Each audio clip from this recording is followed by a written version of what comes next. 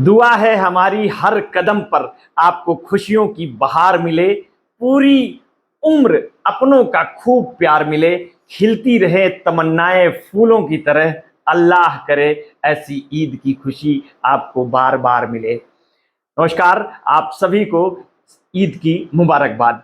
साथियों, आज हम ईद रमजान पर बात करेंगे। मुसलमानों के पवित्र माह रमजान के अंत में ईद अल फितर का त्योहार मनाया जाता है, इस पर बात रखेंगे। इस दिन मुसलमान अपने परिजनों और सभी समुदाय के दोस्तों के साथ मिलकर त्योहार मनाते हैं, लेकिन यह त्योहार कब मनाया जाए, इसे तय करना काफी जटिल होता है। रमजान का महीना जैसे ही अंत की ओर बढ़ता है, वैसे ही दुनिया के तकरीबन 2 अरब मुसलमान उम्मीद करते हैं कि आसमान साफ रहे। ईद उल फितर इस्लाम धर्मों के प्रमुख त्योहारों में से एक है। इस साल रमजान की शुरुआत 12 मार्च से हुई थी। रमजान के पूरे महीने मुस्लिम समुदाय के लोग रोजा रखते हैं और अल्लाह की इबादत करते हैं। इस वर्ष ईद 11 अप्रैल 2024 को यानी आज मनाई जा रही है। मुसलमान समुदाय को छोड़ दें तो अन्य समुदाय वाले सवाल करते हैं, आखिर ईद कितने बार मनाते हैं? तो आप जान लीजिए कि कुछ लोगों का मानना है कि मुसलमान सिर्फ 2 ही ईद मनाते हैं, ईद उल फितर और ईद उल अजहा। वो भी अपनी जगह पे सही है, क्योंकि उनका तर्क है कि नबी यानी हजरत मोहम्मद के जन्म से खुशी तो होती है, लेकिन उनके जन्मदिन को ईद से तुलना नहीं की जा सकती। एक तीसरा पक्ष भी है जो कहता है कि इसे जश्न मिलाद उन नबी कहा जाना चाहिए, यानी हजरत मोहम्मद के जन्म का जश्न तो मनाया जाए, लेकिन इसे ईद नहीं कहा जाए।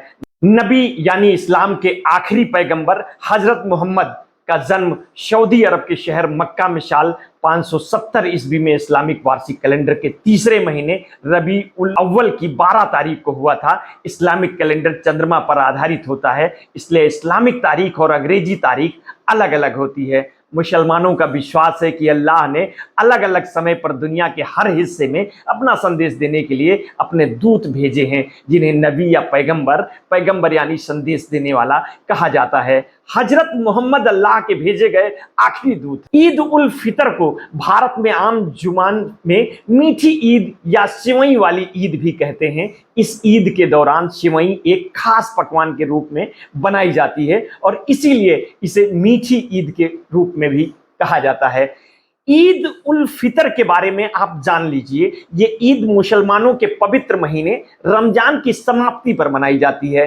रमजान के दौरान मुसलमान पूरे महीने रोजे रखते हैं और रमजान का महीना खत्म होने की खुशी में ईद को मनाया जाता है। ईद उस जोहा या बकरीद, जानिए क्या है दूसरी ईद। ईद उल अजहा या ईद उज जोहा, ये ईद इस्लामिक कैलेंडर के आखिरी महीने जिलहिज की 10वीं तारीख को मनाया जाता है।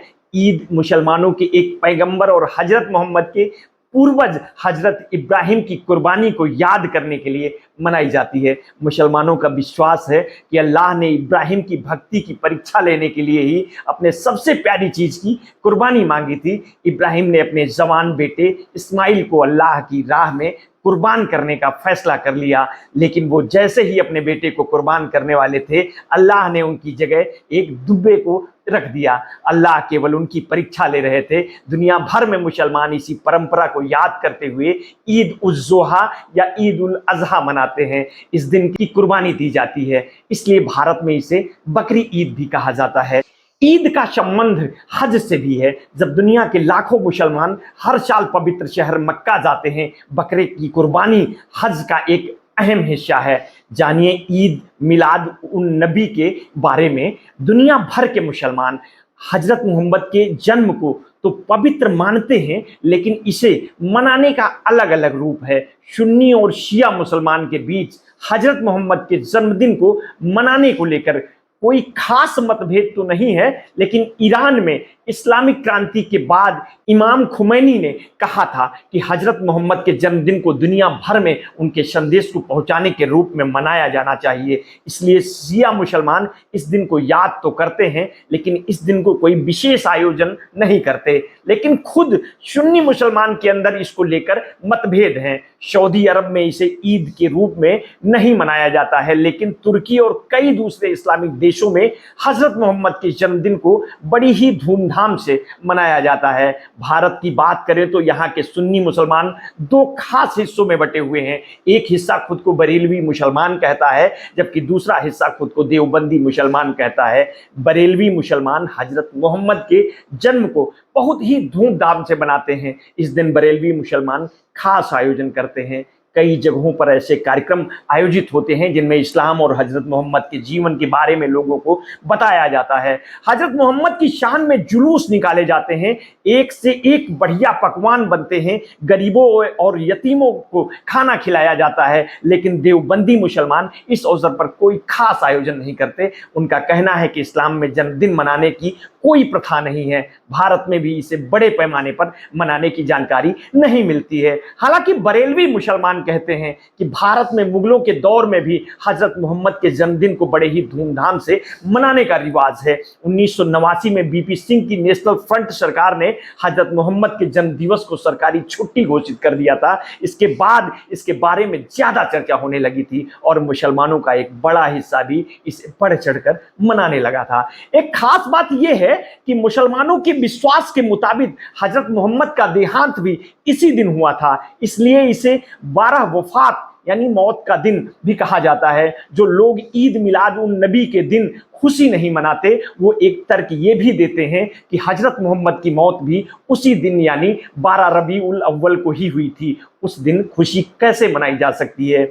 सबके अपने अपने तर्क हैं। कुछ लोग हजरत मोहम्मद के जन्मदिन को ईद मनाते हैं, कोई नहीं। लेकिन इसमें कोई मतभेद नहीं है कि दुनिया के सारे मुसलमान दो ईद यानी ईद उल फितर और ईद उल अजहा एक साथ मनाते हैं। ईद का दिन चंद्र कैलेंडर के 10वें महीने शव्वाल की पहली तारीख को आता है, लेकिन इस्लाम में इस बात पर चर्चा होती आई है कि ईद का मूल दिन कौन सा है, इसका निर्धारण कैसे किया जाना चाहिए। कई देशों में मुसलमान खुद चांद देखने के बजाय देश के उन अधिकारियों पर निर्भर करते हैं जिन्हें चांद देखने की जिम्मेदारी सौंपी जाती है, जबकि कुछ लोग इस दिन का निर्धारण सौर कैलेंडर देखकर भी करते हैं। और कहीं कहीं ऐसा भी होता है कि लोग खगोल विज्ञान की मदद से नया चांद देखते हैं। पूरी दुनिया कभी भी एक ही दिन ईद नहीं मनाती है। हालांकि ईद मनाने की तारीखों में ज्यादा से ज्यादा 1 या 2 दिन का अंतर होता है। उदाहरण के तौर पर सऊदी अरब में ईद कब होगी, इसका फैसला तब किया जाता है जब आम जनता में कुछ लोगों को चांद नजर आता है। कई मुस्लिम देश सऊदी अरब की तय की हुई तारीख पर ही ईद मनाते हैं, लेकिन शिया आबादी वाले देश ईरान में ईद की तारीख का निर्धारण सरकार करती है। जबकि इराक, जहां शिया और सुन्नी दोनों मुसलमान रहते हैं, वहां पर दोनों मुसलमान समुदाय के लोग अपने अपने धार्मिक नेताओं का अनुसरण करते हैं। इराक में साल 2016 में पहली बार शिया और सुन्नी मुसलमानों ने एक साथ ईद मनाई थी, जबकि धर्मनिरपेक्ष देश तुर्की ईद के दिन फैसला खगोल विज्ञान की मदद से करता है और यूरोप में मुसलमान अपने समुदाय के नेताओं के निर्णय का पालन करते हैं। साथियों, आज भारत में ईद का त्योहार बड़ी ही खुशी के साथ मनाया जा रहा है। दुनिया भर में मनाए जाने वाले इस त्योहार की तारीख आखिर कैसे निर्धारित की जाती है? सऊदी अरब में आज ईद है, जबकि भारत में कल। आखिर ऐसा क्यों? इसे सरल भाषा में लिखने समझाने का श्रेय ऐमान ख्वाजा और आमिर रविश को जाता है। इसे प्रस्तुत आपके समक्ष रंजीत कुमार कर रहे थे। मिलते हैं जल्द ही अगली स्टोरी के साथ। आपने अगर अभी तक हमारे चैनल को सब्सक्राइब नहीं किया है तो कर लीजिए, और अगर आपको स्टोरी हमारी अच्छी लगी है तो अपने मित्र, शुभचिंतकों, रिश्तेदारों में शेयर कर दीजिए। मुझे खुशी होगी। आप अपनी राय वीडियो कमेंट बॉक्स में अवश्य देंगे। आप सभी दर्शकों को ईद मुबारक।